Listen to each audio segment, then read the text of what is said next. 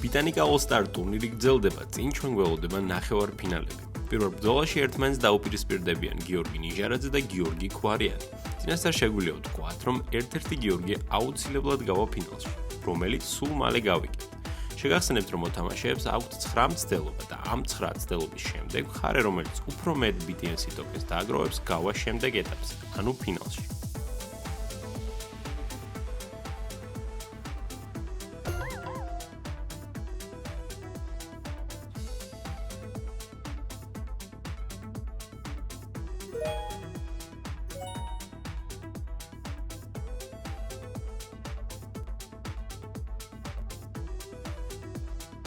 თუ დავაკვირდებით გიორგი ნიჟარაძეს თამაშს, ის თავის სტრატეგიას არ ღალატობს და კვლავ აგრძელებს ფრთხილად თამაშს.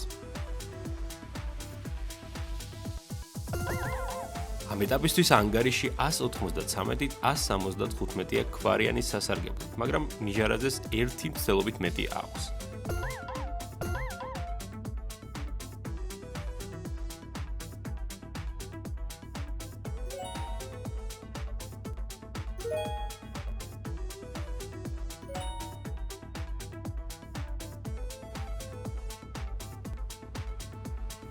ქვარიანს თითქოს არ უმართლეს, მან ვერ გატეხა მესამე საფეხური და მორიგ ჯერზე აფეთქა. მცირედი უპირატესობით, მაგრამ მაინც ინარჩუნებს ლიდერობას. მაგრამ უნდა გვახსოვდეს, რომ ნიჟარაძეს მაინც უფრო მეტი მცდელობა რჩება.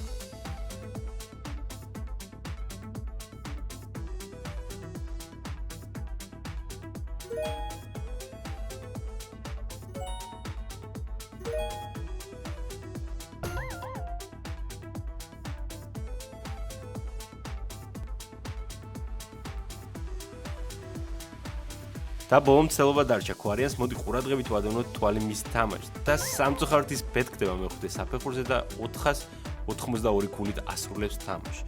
ნახოთ რას იზამს ნიჟარაძე, მას 6 მცდელობა დარჩა და საერთოდ არსად არ ეჩქარება.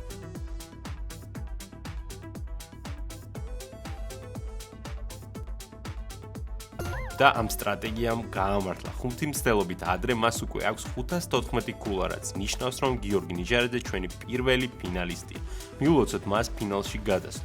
ასევე გახსენებთ, რომ ამ თამაში წაგებული არავინ არ არის და ქვარიანსას გადაეცემა ფულადი პრიზი.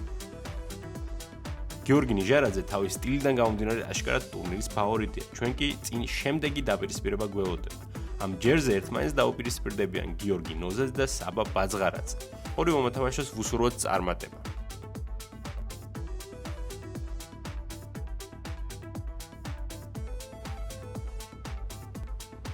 შესანიშნავი სტარტი ჰქონდა გიორგის. ის პირველივე მცდელობაზე აგროვებს 131 ქულას და წინ გადის.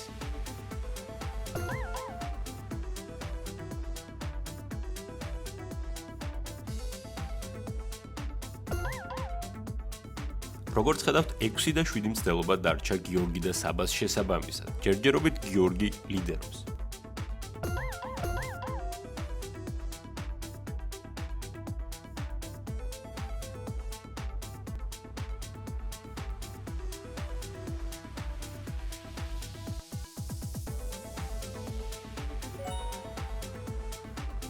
ამასობაში მხოლოდ 4 მცდელობა დარჩა გიორგის და სულ მალე გავიგებთ, იქნება ფინალში ორი გიორგი თუ არა. როგორც ხედავთ, საბა საერთოდ არ ჭქარობს და თავის ტემპში თამაშობს. წინა თამაში ამან შედეგი გამოიღო. ნახოთ გაიმეორებს თუ არა ის წინა წარმატებას.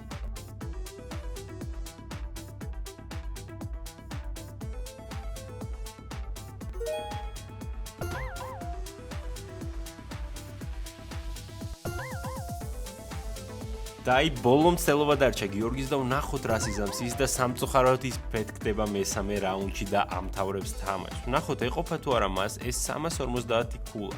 საბას ჯერ კიდევ 4 მცდელობა აქვს და სულ რაღაც 100 ქულა აშორებს ფინალამდე.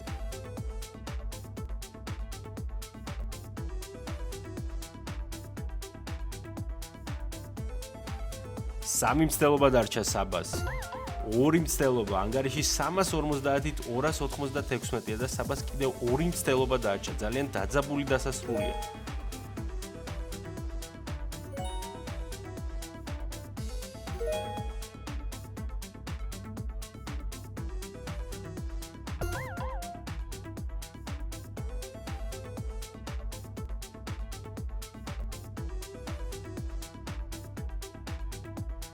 სულ რაღაც 8 ქულა აშორებს საბას ფინალამდე და ეს თამაში მეორე საფეხურზე დასრულდა. მოდი მივულოცოთ საბას გამარჯვება და წარმატება ვუსურვოთ მას ფინალში. ალბათ ეს ტურნირის ყველაზე დაძაბული თამაში გამოდგა.